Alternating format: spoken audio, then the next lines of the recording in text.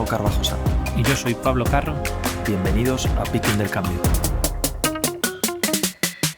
En el Picking de hoy contamos con José María Cervera Lucín, serie de podcast patrocinado por Núcleo, consultoría especializada en optimización de la cadena de suministro, logística y operaciones. Bienvenidos a Picking del Cambio.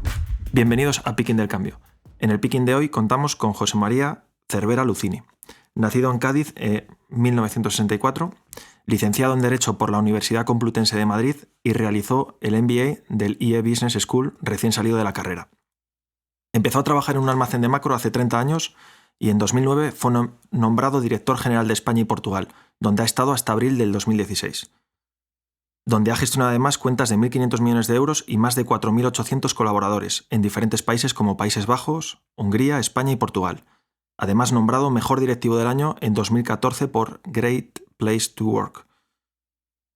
José María Cervera fue el CEO que obró el milagro de Macro al haber podido salvar a Macro en los años 2009 de peligro de cierre y posicionarlo posteriormente con beneficios de hasta 40 millones de euros. Actual presidente del Food Service Institute, directivo con amplia experiencia a nivel nacional e internacional, y actualmente apoya estratégicamente a compañías y refuerza el liderazgo de las personas, talento y transformación cultural, experto en personas. Además, es responsable de los grupos de trabajo de la plataforma Juntos con la Hostelería y firme y convencido del papel protagonista que la hostelería juega en la economía española. Bienvenido, José María. Muchas gracias. Un placer tenerte con nosotros. Muchas gracias. Un placer estar con vosotros. Bueno, empezamos habitualmente desde los inicios, ¿no?, de los entrevistados. Comentábamos que licenciado en Derecho. ¿Por qué Derecho? ¿Qué es lo que te motivó? Pues mirad, yo no tenía vocación para estudiar Derecho. Yo quería ser piloto de caza. Y como después de 1 año y medio de preparación vi que eso iba a ser muy difícil, decidí estudiar una carrera y como tampoco había pensado en qué carrera, tiré por Derecho porque una de mis hermanas ya lo había hecho. O sea, nada glamuroso. Uh-huh. Y en base a aquellas personas que nos escuchen, ¿no?, jóvenes que estén en ese momento, ¿cuál sería tu recomendación? ¿Vocación o profesión a la hora de elegir? Pues fijaos, yo creo que eso sí que puedo ser un buen ejemplo. Lo mío, lo de ser piloto de caza, era vocacional. Uh-huh. Una vez que esa vocación vi que no iba a poder llevarla a cabo, lo que procuré fue encontrar una carrera que me diera la posibilidad de trabajar en cualquier sector o en cualquier cosa. Por eso hice la carrera de Derecho y la completé después con el MBA. Uh-huh. Y desde ese momento ya es lo que cada uno quiera hacer. Si tengo que elegir, primero vocación, segundo profesión. Posteriormente entras en Macro en el año 91. Sí. ¿Como mozo de almacén dentro de un programa o...? Sí, dentro de un programa de trainee para director de tienda, para gerente de la tienda. Y mis 2 primeros meses los dediqué a colocar etiquetas en las cajas que luego tenían que salir por las cajas, por las líneas de cajas, con un código de barras. No había códigos de barra y esas etiquetas eran las que hacían que... Muy interesante ese enfoque práctico, ¿no? Porque no todas las empresas, en el momento del onboarding, vamos a decir, son capaces de hacer esa fase inicial, ¿no? De barro, de terreno, Yo es que creo que Macro siempre ha sido una empresa muy pegada a la tierra.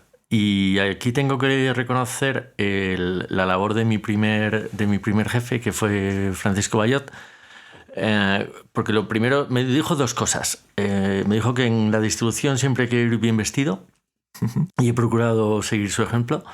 Y en segundo lugar, que no se nos podían caer los anillos para hacer cosas que para lo que en teoría no nos habíamos preparado. Cuando me presentó a la persona que iba a ser mi responsable, yo iba perfectamente con mi chaqueta, mi corbata, y él me dijo, pues venga, quítate la corbata que te vas a poner a reponer. Y yo lo que hice fue quitarme la corbata y la chaqueta. Y cuando vio ese gesto, me dijo, no, venga, vuelve a ponerte la chaqueta, que nos vamos a tomar un café y te voy a explicar qué es lo que quiero que hagas. Yo creo que es una forma de decir, bueno, acabo mi carrera, mi máster, no sé qué, pero aquí lo que estoy haciendo es empezar. Te ayudó, entiendo, ¿no? Después, a entender mejor la casa por dentro. No os podéis hacer una idea de cuánto. Primero, porque aprendes desde todas las actividades de una compañía desde el principio. Y segundo, porque me enseñó una cosa crucial, y es que es verdad que tú puedes crecer mucho dentro de una compañía, pero la forma mejor, más fuerte de crecer y seguramente la más rápida es que haya mucha gente que te empuje para crecer. Claro. Y para que haya mucha gente que te empuje a crecer tienes que empezar desde el principio. Tienes que entender por qué hacen las cosas, para qué hacen las cosas, para que tú después, el día de mañana, los puedas liderar sabiendo de qué estás hablando. Y ganarte a la gente también, entiendo, ¿no? Sí, eso no se me ha dado mal.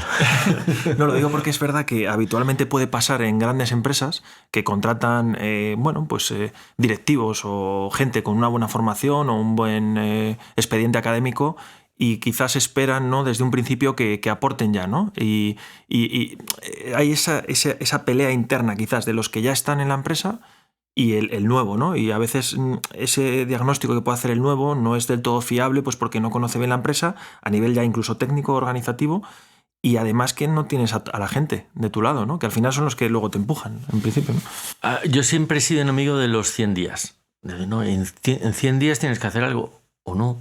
O sea, en 100 días lo que tienes que hacer es entender la compañía y sobre todo entender a las personas que la forman. Porque si no haces eso, es muy difícil que te integres en la cultura y que integres el ADN de la compañía en tu propio ADN. Sí. En el momento en que eso lo has podido hacer, es mucho más sencillo, que a lo mejor no es en los primeros 4 meses, pero en los siguientes 8 seguramente tu impacto es mucho mayor del que podría haber sido si quieres hacer algo ya y que se note que has llegado en los 3 primeros meses. Seguramente la estarás liando más que otra cosa. Seguramente sea enriquecedor esa visión conjunta, ¿no? Tanto de la gente que ya está y a veces de vez en cuando fortalecer el equipo con alguien de fuera con ánimo a revisar los procesos con nuevos ojos, con nuevo conocimiento, ¿no? Pero no quita eso, conociendo desde el principio la compañía y centrándote a lo mejor en eso. Cuando después de ser trainee venían algunos trainees o teníamos que contratar nuevos trainees, yo lo único que les decía es sed humildes. Efectivamente. Nada más. Es que con esa humildad vais a poder llegar muchísimo más lejos que si os creéis los reyes del mambo, porque nadie os va a ayudar cuando necesitéis ayuda. Totalmente. Si vosotros ayudáis al principio, ayudáis a entender y a que os entiendan, después vais a encontrar muchas manos que os ayuden. Bueno, continúas en Macro y después de este periodo, en 2001, empiezas como director de compras de alimentación. En el 2000... Bueno, más 2001, sí, de no alimentación en el 98 de no alimentación y en el 2001 de alimentación. ¿Cómo fue el primer día que te asignan un equipo o cómo fue? Joder, pues fue... ¿Te lo crees o qué esperas, no? Dices, ¿puedo, no puedo? Yo era ya había sido director en 2 tiendas ya, pero no tenía nada que ver. Era llegar a la oficina central, a los departamentos de compras, que en general en Macro los departamentos de compras siempre han sido muy poderosos porque tenían gente muy experimentada, tremendamente profesional. Y yo cuando llegué allí me llamaban el Green.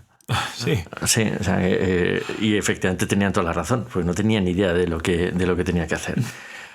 La ventaja es que pues yo creo que con esa humildad y con las ganas de ayudarme que tenía todo el equipo, hicimos una labor fantástica. Y la no alimentación, que era casi, porque yo empecé como director de no alimentación, que era casi el hermano pobre de la compañía, se convirtió, gracias al apoyo de mis ex compañeros de las operaciones, se convirtió en una de las estrellas en términos de recuperación de beneficio y recuperación de ganas de hacer las cosas diferentes.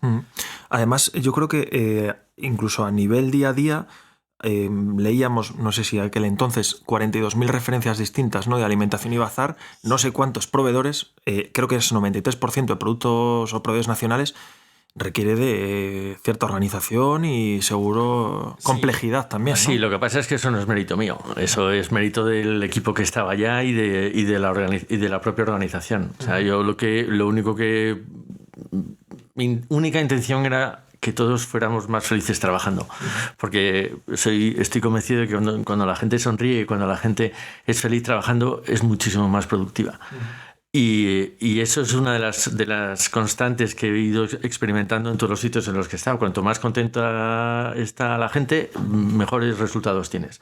Luego, mi única labor es coordinar y hacer que la gente se ilusione y que sea feliz. Lo hablaremos después un poco porque incluso hay cierta metodología, ¿no? Recomendación en esta gestión, ¿no? Que, sí. En base a tu experiencia, entiendo que va muy ligado a comunicarse con el equipo, ¿no? A ser capaces de transmitir esos objetivos o qué se espera de ellos, ¿no? Y hacer un seguimiento. Pero bueno, lo comentaremos después con más detalle. Vale. Bueno, después viaje a Holanda, a Ámsterdam, ¿no? Sí. Más o menos, por lo que entendemos, director de compras en el país, ¿no? Exacto. Durante 2 años. Primera pregunta, cambio cultural, ¿no? Es lo mismo gestionar... Al final son culturas distintas, ¿no? Sí, son culturas distintas. Fijaos, yo creo que no, el segundo día. Una de las compradoras de mi equipo vino y me dice, José María, quería hablar contigo. Y digo, dame 5 minutos. Y a los 5 minutos estaba la tía otra vez en la puerta. Y yo decía, joder, ya te he dicho que 5 minutos. Y dice, es que han pasado 5 minutos. Entonces, de pronto me di cuenta de que los 5 minutos de Holanda son verdaderos 5 minutos. Y aquí en España, cuando dices 5 minutos, es no me llames, ya te llamo, ¿no? Sí. Entonces, ese fue el primer choque. Y el segundo fue la capacidad de los holandeses de discutirlo absolutamente todo. Son muy críticos, yo creo, ¿no? Sí. No se contentan con nada, o por lo menos desde el principio. Y eso que al principio me exasperaba un poco, tengo que reconocerlo, me di cuenta de que lo único que hacía era enriquecer todas y cada una de las decisiones que tomábamos. Y desde ese momento lo que hacía era, joder, ¿y esto no lo vais a discutir? Porque al final de verdad que enriquece muchísimo esos diferentes puntos de vista y que la gente no diga que sí a todo, nada más empezar. Eso promueve mejora continua, ¿no? Al final es absolutamente. Y es un espíritu crítico constructivo, porque es verdad que dentro del equipo, en cuanto a ese espíritu de crítica se convierte en destructiva, el resto del equipo se distorsiona, o el resto de las decisiones se distorsionan, pero si es constructiva es bárbara. ¿Y establecías, por ejemplo, un método reunión semanal, revisión diaria? Sí, esa es una de las cosas que siempre me ha gustado hacer. Yo creo que una de las claves de mi carrera ha sido la cercanía a los equipos. Y yo creo que esa cercanía no viene por defecto, la tienes que crear tú. Y para poder crear cercanía tienes que estar pues cerca y reunirte muchas veces y estar muy, muy pendiente de las personas y permitir que esas personas también estén pendientes de ti. Lo del feedback por los dos lados, el recibir feedback como un regalo y de verdad considerarlo un regalo, y el darlo también como un regalo y que procures no ser demasiado bestia. Creo que es una decisión muy valiente porque requiere de un cuerpo a cuerpo, ¿no? De exposición continua a tu equipo. ¿No? Al final Joder, pues es que eso es lo más bonito del mundo. Sí, eso es. Pero no todos los gestores, digamos, o no lo visualizan o no son capaces, ¿no? Por lo que sea. Yo creo que puede ser por 2 razones. La primera es por falta de confianza o de seguridad en ti mismo. Yo no soy una persona que sea muy segura de mí mismo, pero como soy normal, pues bueno, pues cuando la gente me dice, oye tío, no tienes ni idea, pues es que será verdad que no tengo ni idea, y cuando dice en esto la verdad que nos has ayudado, pues será también verdad. Como os digo, para mí es un tema de confianza y también es un tema de humildad. Y lo comentaba antes, si tú eres capaz de recibir las críticas y las cosas que te dicen con humildad y con interés por aprender, joder, es que lo que te gusta es estar cerca para que la gente te pueda decir eso. Porque si no, si estás muy lejos, a la primera que te quieran decir y no estás disponible o respondes con un latigazo, pues la segunda no te lo van a decir. Y lo que estás haciendo es cercenar tus posibilidades de crecimiento y de desarrollo. Con lo cual, lo mejor que te puede pasar es estar muy cerca de tu gente. ¿Y eso se ha mantenido en los distintos países en los que has trabajado, independientemente de las culturas? Sí, independientemente. Eso es una constante. Si es que las personas humanas no somos tan diferentes. O sea, en Holanda, pues bueno, pues el tiempo y que todo el mundo es bastante más crítico. Pero en Hungría es una cultura bastante plana. Están acostumbrados a casi estar bajo la autoridad. No compartir la autoridad, sino estar bajo la autoridad. Entonces, en el momento en que yo cambié un poco eso y no es el ordeno y mando, es venga, vamos a ver si entre todos somos capaces de hacer las cosas, el equipo vuela. Primero porque no está acostumbrado y segundo porque de pronto se da cuenta de que puede brillar. Y si brillas solo, ¡joder, que si brillan! Sí. Es implicación, ¿no? Y motivación. Es implicación, es compromiso, es motivación, es ganas de hacer las cosas, es ganas de que tú mismo seas una parte del futuro de ese equipo o de esa compañía. Y que no esperes a que los demás te digan por qué vas a ser el futuro, sino que tú te creas que tú eres parte de ese futuro. Seguimos en Picking del Cambio con José María Cervera Lucín, serie de podcast patrocinado por Núcleo, consultoría especializada en optimización de la cadena de suministro, logística y operaciones.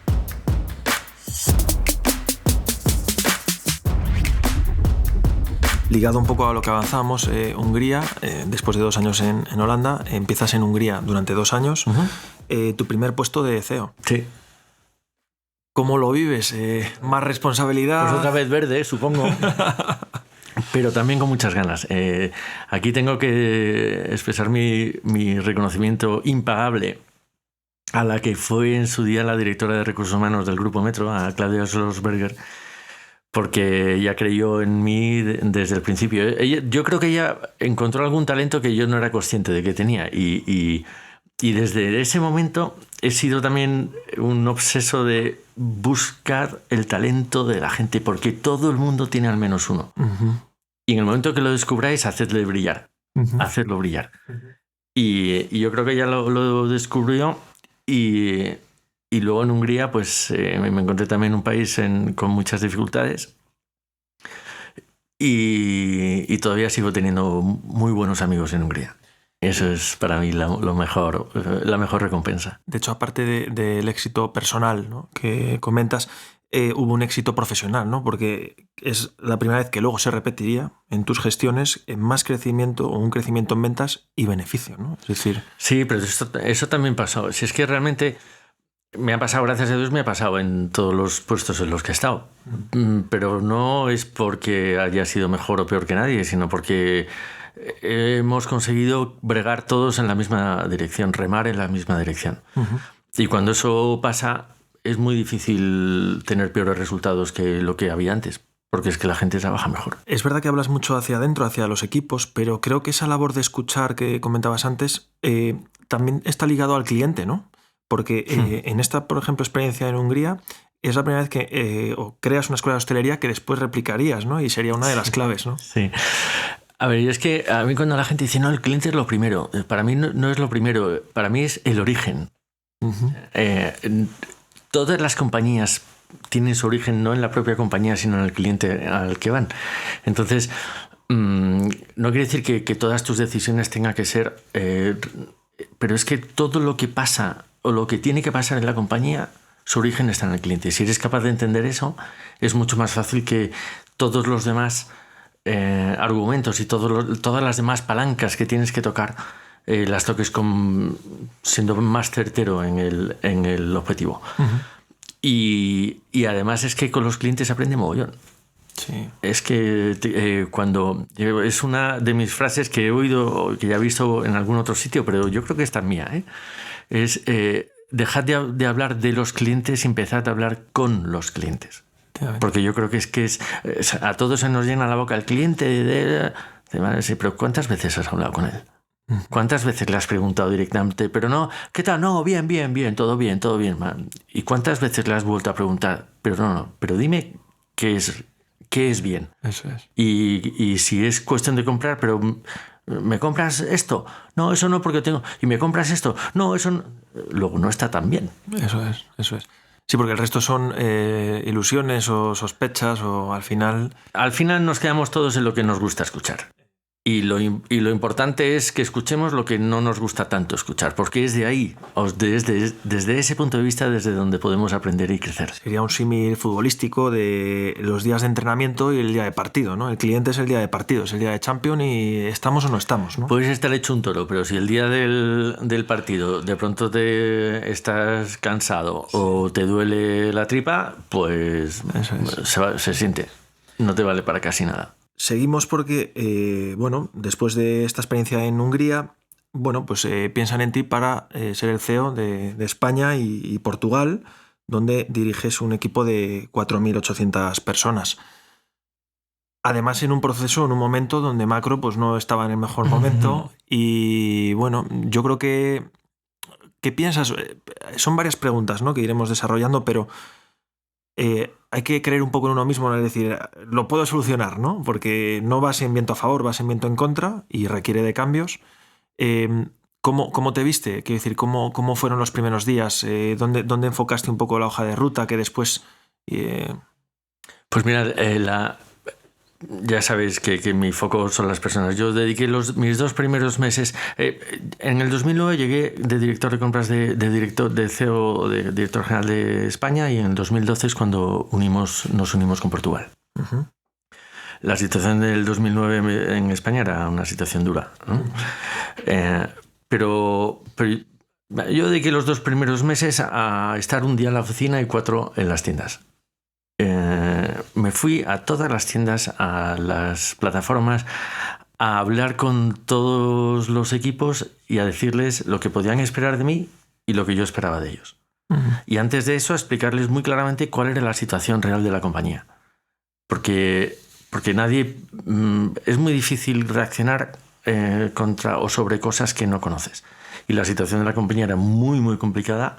De hecho, éramos uno de los 4 posibles países para cerrar. Y el equipo lo tenía que saber. Uh-huh. Y lo supo lo que yo esperaba de ellos y también supo lo que podían esperar de mí. Y hay una palabra para mí que es clave aquí, es confianza. Yo tenía muchísima confianza en mí, aunque no sé por qué, y desde luego tenía mucha confianza en el equipo. Tened en cuenta que tenía una ventaja, y es que yo era conocido ya en la organización, llevaba desde el 91, con lo cual... 20 años casi, ¿no? Exacto. Quiere decir que más o menos tenía muchos apoyos dentro de la organización. Yo creo que la clave, otra de las claves, fue que pusimos como propósito de la compañía algo que trascendía a la propia compañía. Cuando preguntábamos, ¿cuál es el objetivo de Macro? Todo el mundo debe vender más, tener más clientes, ganar más dinero. Decían, no. En el 2009, el objetivo de Macro es crear empleo. Uh-huh. O sea, tenemos que ser capaces de crear empleo, porque en una situación como la que estamos, lo mejor que podemos hacer para la sociedad, que es para lo que estamos, es que cada vez haya más familias que puedan vivir tranquilas gracias a tener un trabajo fijo. Y algunos me decían después, en el 2012, cuando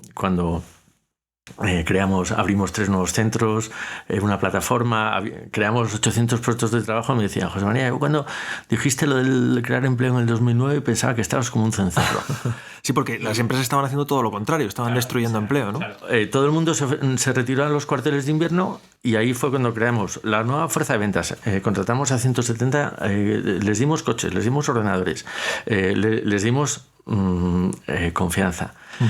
Empezamos con el servicio de distribución a hostelería, que había sido tabú casi pues lo del cash and carry no tiene nada que ver con el delivery. Uh-huh. Y había sido tabú, y ya el grupo empezó a decir, venga, vamos a por ello, y nosotros fuimos a por ello. Uh-huh. Además, el actual CEO de Macro fue la persona que contratamos para que liderara ese proyecto, porque tenía mucha experiencia en eso, David Martínez Fontano, y la verdad que lo hizo genial. Uh-huh. Además, hicisteis un enfoque, insistimos en la parte del cliente, leímos un estudio de mercado, creo no sé si era del orden de 90.000 clientes, llegó a entrevistar a 9.000 o algo así, ¿no? Para entender qué es lo que necesitaban los clientes, ¿no? Claro, es lo que comentaba antes, es el origen. El cliente no es el primero, es el origen. Ajá. Si eres capaz de organizar tu compañía para ofrecer al cliente la mejor de las opciones, pues es que es muy difícil que ese cliente... Y después eres consecuente y coherente con las cosas, porque no puedes hacer promesas que después no puedes cumplir. Yo creo que es tan importante a los clientes decirles lo que sí puedes hacer y lo que no puedes hacer, lo que pueden y no pueden esperar de ti.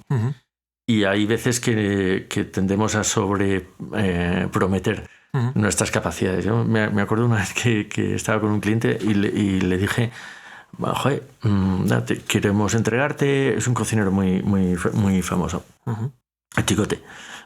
Sí. Y queremos entregar aquí en el... y yo le dije, pero estamos empezando, seguramente fallaremos, seguramente no te entreguemos. Y dice, joder, pues sí que te estás vendiendo bien. Digo, vale, pero es que es de verdad lo que hay. O sea, no puedo decirte que vamos a ser los mejores porque ahora no lo somos. Claro. Y bueno, pero o sea, tienes que, de nuevo, el cliente tiene que ser tu origen. Vuelve a ser el tema de la confianza, ¿no? Al final esa transparencia y hablar con la gente diciéndole lo que hay, ¿no? Sí, porque además es que así te equivocas poco.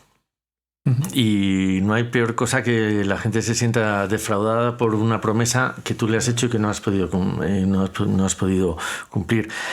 Los compromisos no siempre se tienen que cumplir si es que hay una razón muy clara para que no los cumplas.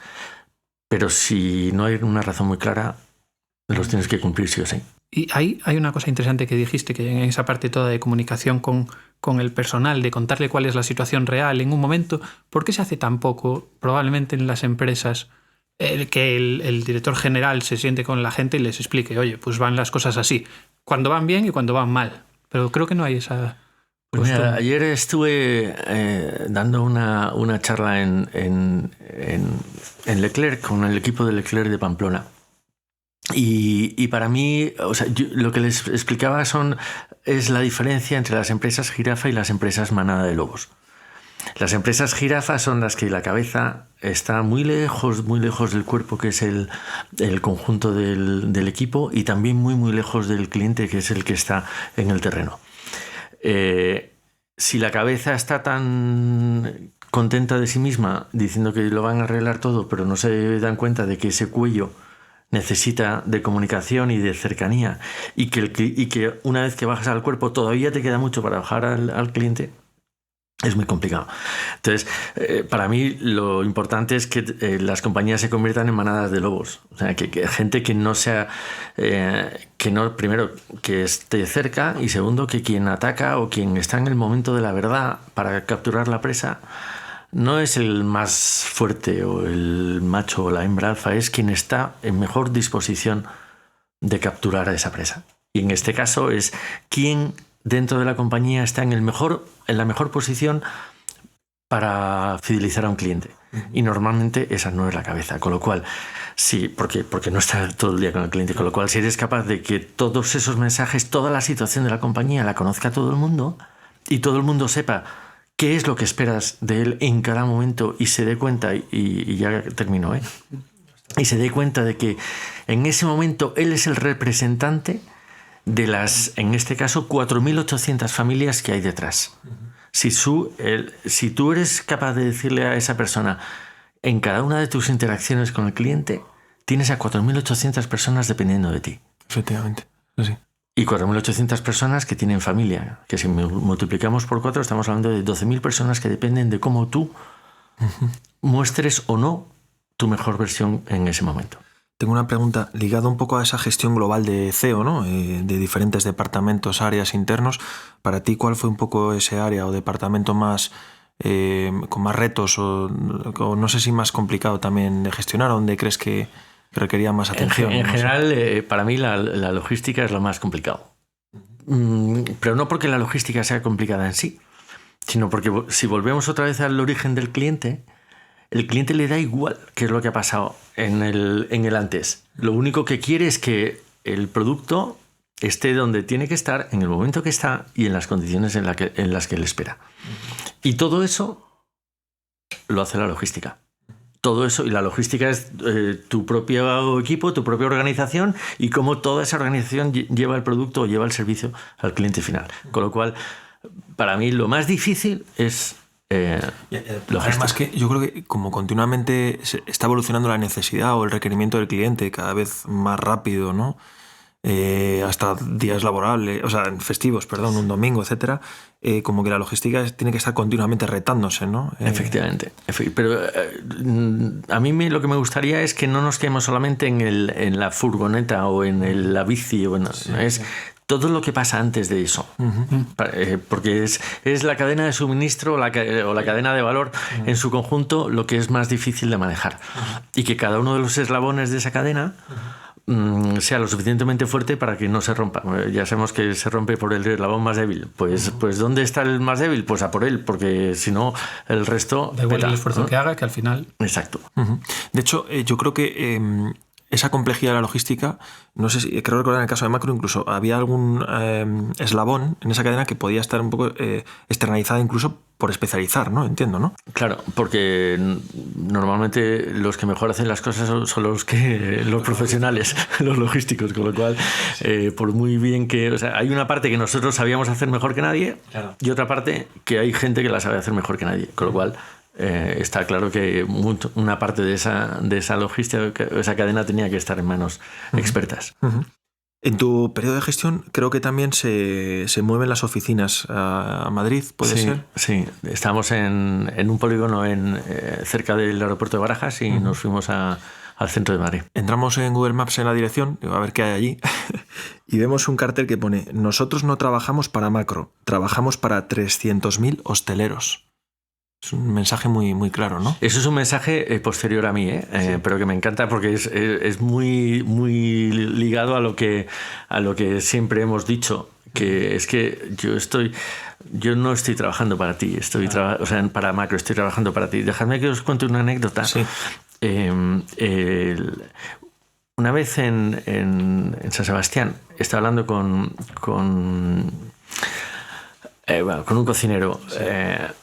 Y me decía, mira, yo es que tu gestor de clientes, porque a la gente le llama comerciales, pero odio lo de los comerciales.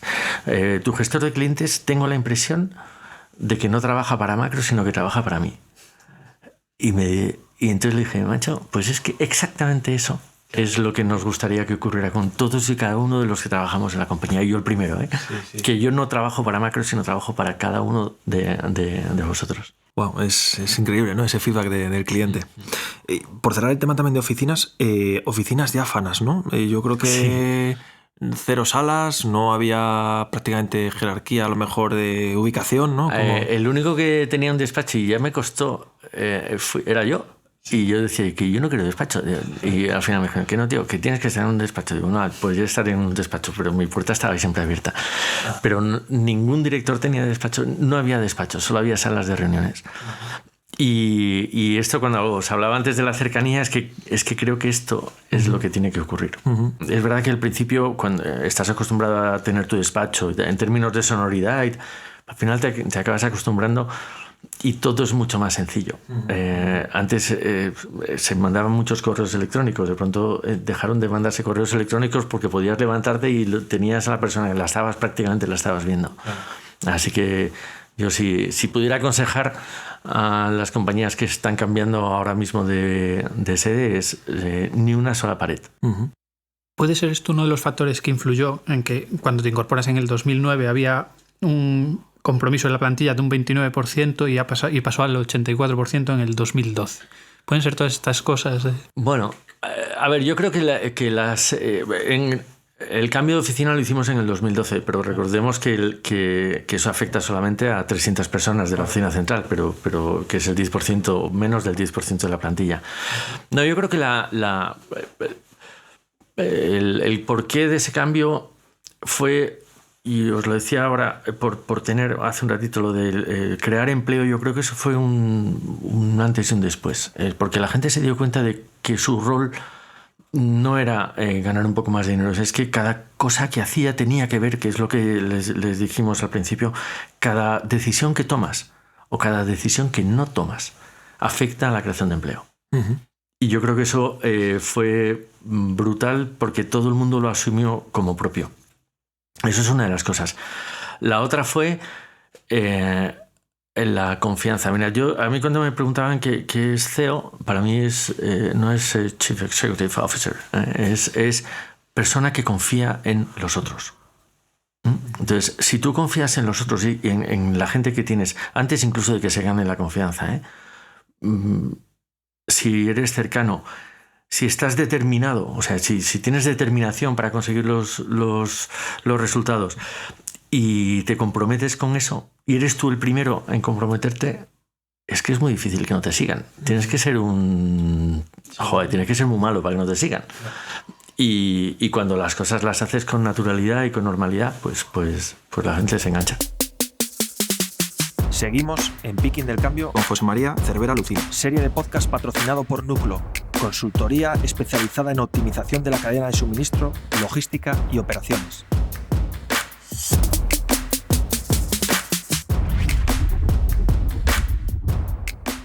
Después de 25 años en Macro, periodo exitoso, como hablábamos, la última etapa, 2009-2016, bueno, marchas, dejas la compañía. Uh-huh. Hemos leído una frase tuya de: tras 25 años en la compañía me voy satisfecho. Sí, me fui con mucha pena, Porque, joder, 25 años son muchos años y ahí sigo teniendo... Parte de mi sangre es azul y amarilla. O sea y además sigo hablando en primera persona del plural, sigo yendo a Macro. Cada vez que voy allí me encanta porque la gente me da muchísimo cariño. Pero me fui satisfecho porque yo creo que era el momento de marcharme. Era un momento en el que la nueva estrategia que la compañía, o la nueva forma de gestionar la compañía que el grupo quería implantar, estaba desalineada con lo que yo pensaba con lo que yo creía, y no me parecía que yo pudiese dar mi mejor versión en este otro escenario. Y por eso decidí que me tenía que marchar. Sí, que era el momento. A partir de ahí, empiezas como consultor estratégico. ¿Cómo vives este nuevo reto, no? Porque pasas de ser cliente a proveedor, entre comillas, ¿no? Pues bueno, lo del consultor es un poco parecido a lo de derecho, ¿no? Una de las cosas que dije, bueno, pues después de dejar esto, seguro que me pongo rápido a trabajar en otra empresa. Entonces, bueno, pues voy a aprovechar para llevar al colegio a mis hijas, que hacía muchísimo tiempo que no lo hacía. Con lo cual, desde abril del 2016 hasta el final de año, dije, vale, no voy a dedicarlo a nada. A ir al colegio con mis hijas, a formarme, a una especie de año sabático. Y a medida que fue pasando el tiempo, me di cuenta de que quizás era el momento de empezar a devolver mucho de lo que había recibido. Uh-huh. Yo ya en mi plan, en el 2012, ya había puesto mi plan de acción futuro, que yo creo que es la primera vez que lo hago, en toda mi vida, que decía que cuando cumpliese 54 me iba a ir de Macro y me iba a poner a devolver a la sociedad muchas de las cosas que había aprendido. Bueno, se adelantó 2 años. Oh.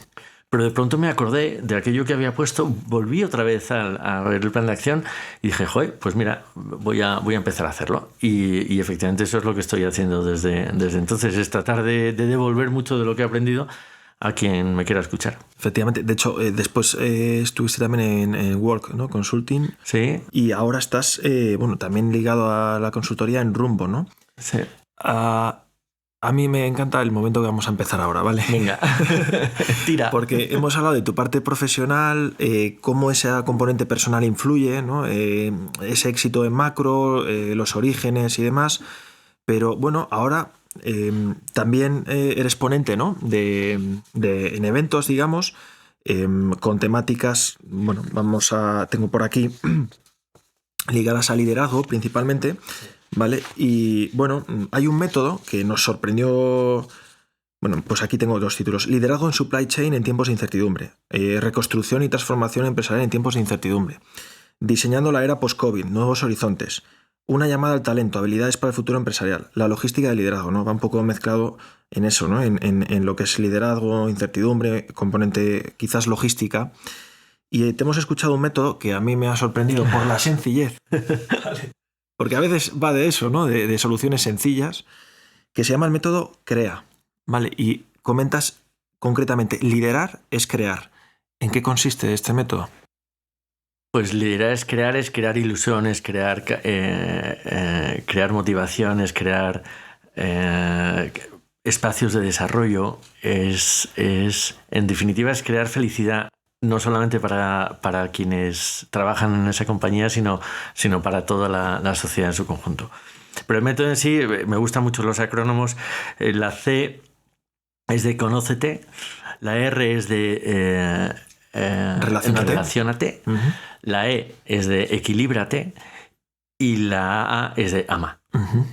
Lo de conocerse es que me parece que es la única manera, el conocerse a uno mismo, porque tienes que empezar a conocerte, es la única manera de exponerte al mundo tal y como eres, con tus virtudes y tus defectos, y las virtudes las tienes que poner en primera línea y tienes que pedir ayuda para que tus defectos los compensen quienes verdaderamente quieren estar contigo en ese desarrollo. Pero muy importante identificarlo, ¿no? Es decir, quién soy, claro, a qué he venido, cuál es mi propósito, ¿no?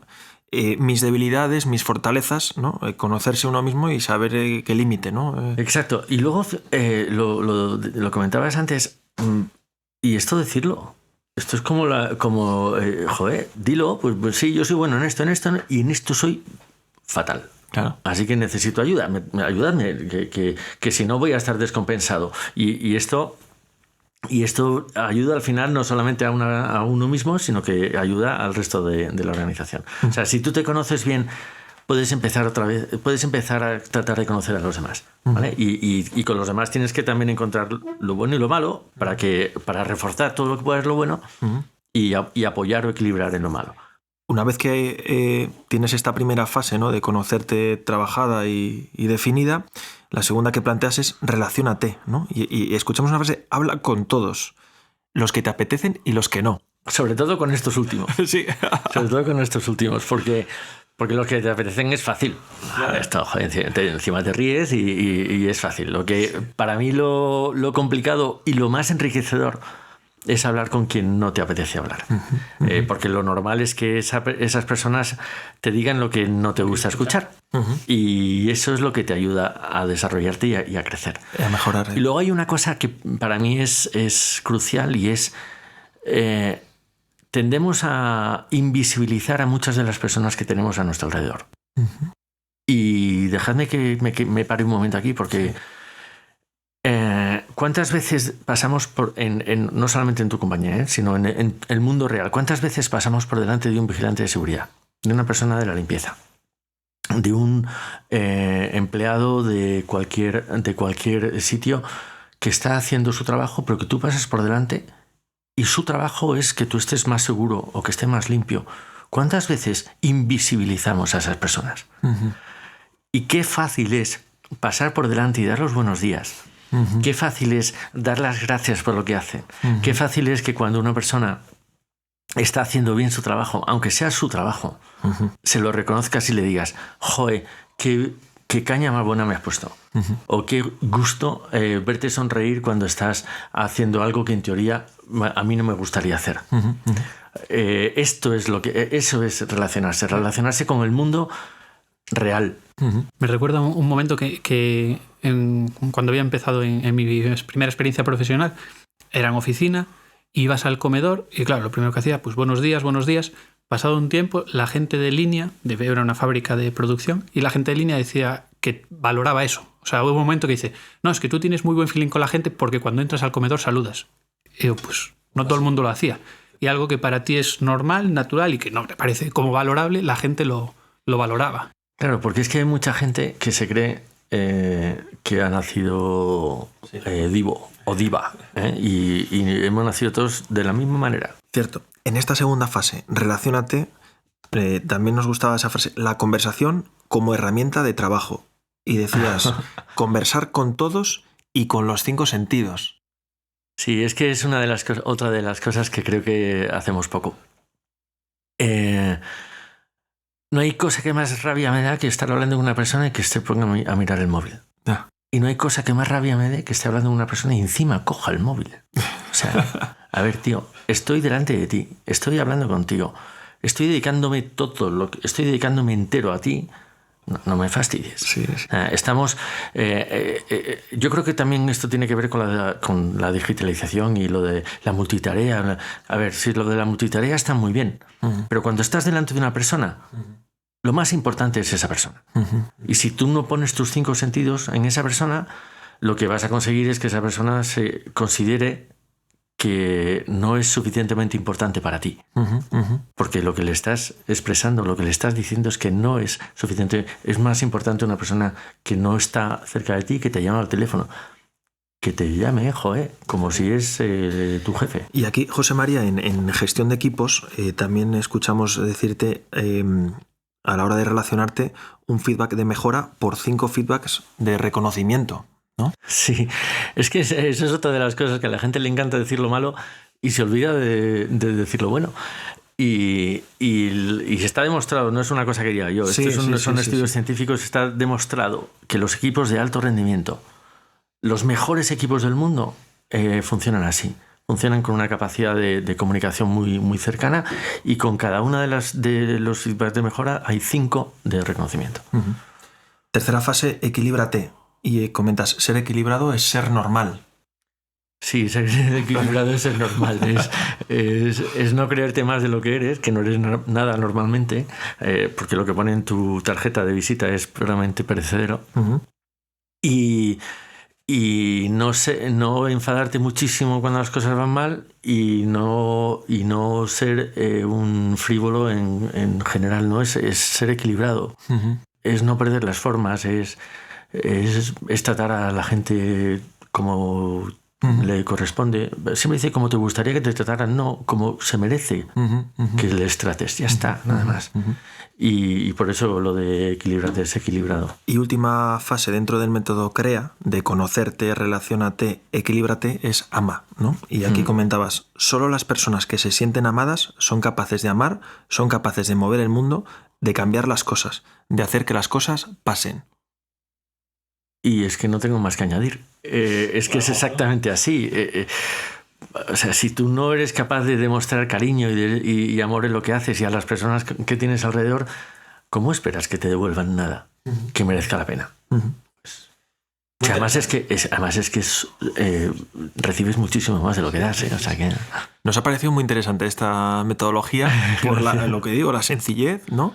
Y lo disruptivo también, ¿no? De decir, oye, no nos olvidemos de los básicos, ¿no? De la esencia. Cuando la gente dice cuando ama, dice, pero este está fumado. No, es que pruébalo. Que si lo pruebas, entonces sí que te vas a convertir en adicto a eso. Correcto. Bueno, cerrando un poco tu parte más, digamos, personal, profesional, además has fundado Food Service Institute, ¿vale? En 2015 y agrupa a más de 70 organizaciones empresariales vinculadas al mundo de la hostelería, ¿vale? Surgió con la intención de reunir a todos los miembros de la cadena de suministro, agrupando a proveedores, distribuidores, restauradores y expertos de todas las facetas Horeca. Y aquí comentabas, es vital que todos se conozcan y colaboren. La cultura todavía vigente de compartimentos estancos empobrece el sector, ¿vale? ¿Qué es lo que te mueve a...? Bueno, la idea de esto es de Antonio Agustín y además él merece todos los méritos y yo lo único que hice fue, me dice, ¿te subes al barco? Y digo, no, ya estoy arriba.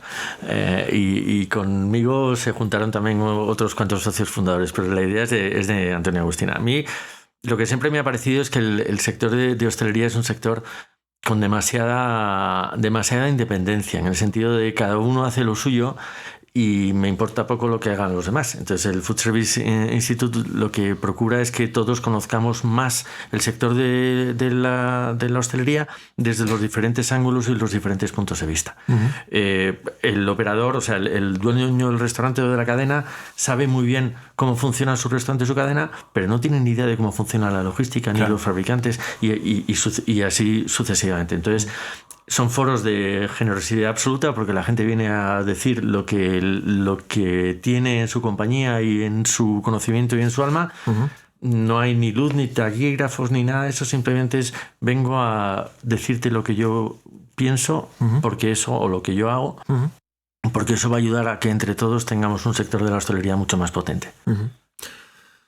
Después de este viaje con José María Cervera, empezamos una sección ahora que se llama Alto en el Camino, ¿vale? Donde, estamos relajados, yo creo, ¿no? De hecho, no lo hemos dicho, pero estamos en casa de José María Cervera en Madrid. Hemos encontrado el hueco exacto, la zona, ¿no? Y estamos, muchas gracias, estamos encantados, ¿vale? Muchas gracias, igualmente. Pensando un poco en José María, ¿no? Gaditano, casado, 2 hijas, estudió Derecho, lo comentamos.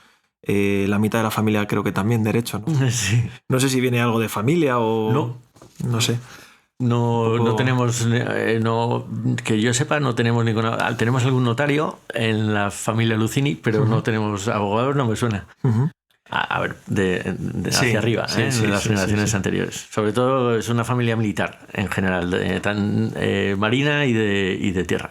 Y hablabas de aficiones antes, justo no arrancamos el podcast, pero lo hablábamos antes. Tenías 2 principales aficiones, ¿no? Sí, yo quería ser piloto de caza. Sí.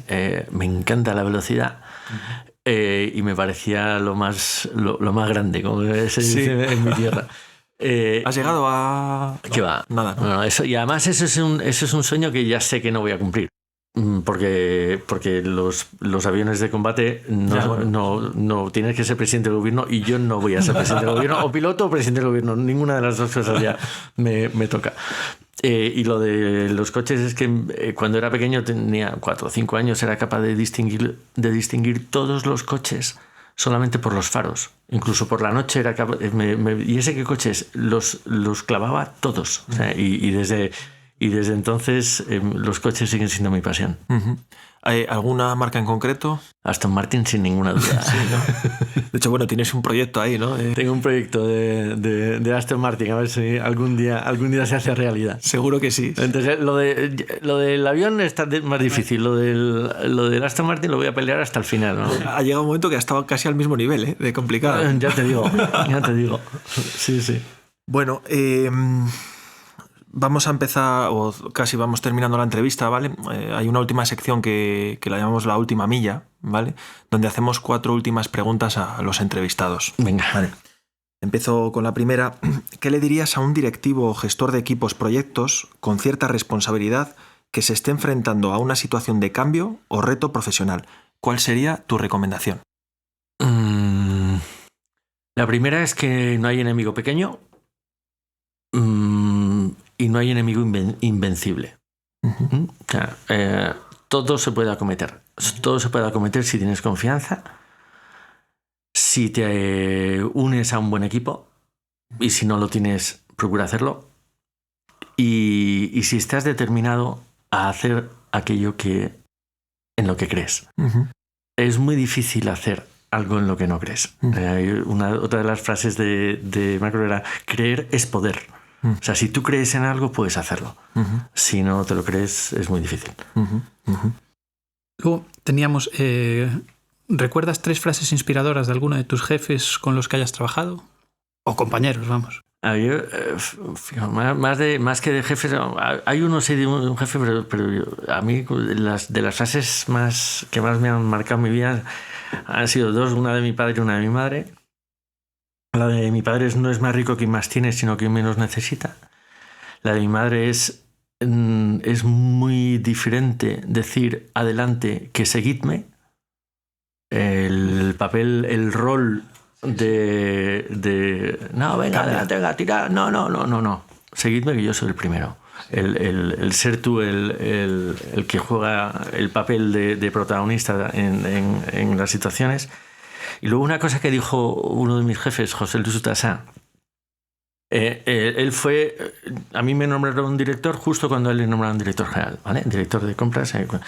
Y entonces el director general anterior vino como 6 meses más tarde y dijo: oye, ¿y José María es agresivo?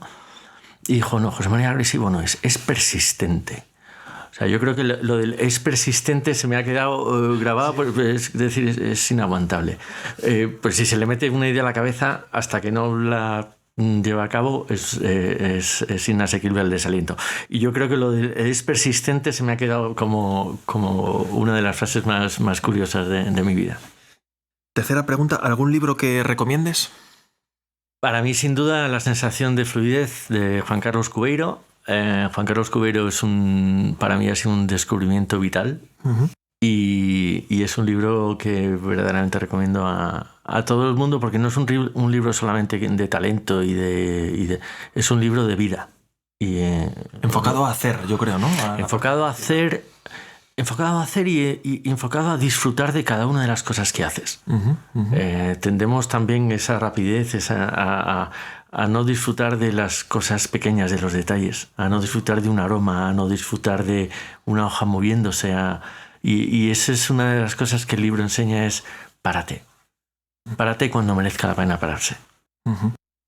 Y por último ya, ¿hay alguna persona a la que te gustaría que entrevistásemos? ¿Alguien que creas que puede enriquecer? A ver, no va a ser fácil, ¿eh? Pero a mí una de las personas que me parece que mejor ilustra lo que es una transformación es Nacho González, el actual CEO de Nueva Pescanova. Conozco a Nacho desde hace mucho tiempo y en todos los sitios en los que ha estado ha hecho transformaciones de las compañías partiendo de las personas. Me acuerdo, después de un año de estar en Nueva Pescanova, me fui a comer con él a Vigo y me contaba lo que estaba haciendo y dijo, joder, tío, cómo me gustaría estar haciendo lo que tú haces. Y me parece que es un... Eres el segundo que nos lo dice, ¿eh? Sí, ¿eh? Sí. Bueno, ahí tenemos, sí, la ventaja. Yo he trabajado los últimos años en Pescanova, entonces a lo mejor podemos... Pues pilladle porque, vamos, va a ser un podcast absolutamente inspirador. Y además tiene mucho sentido del humor, joder, es un tío, es un tío muy, muy, bueno, muy agradable. Nos gustaría terminar, no lo hacemos habitualmente, pero en este caso sí, con una frase que utilizas tú de cierre en tus ponencias. Vale. De Maya Angelou. Sí. He aprendido que la gente olvidará lo que les dijiste, la gente olvidará lo que hiciste, pero la gente no olvidará cómo les hiciste sentir. Muchas gracias, José María, por lo que nos has hecho sentir en esta entrevista, en este podcast. Muchas gracias a vosotros. Muchas gracias. Esperamos que te haya gustado. Muchas gracias. Y hasta aquí Picking del Cambio. Serie de podcast patrocinado por Núcleo, consultoría especializada en optimización de la cadena de suministro, logística y operaciones.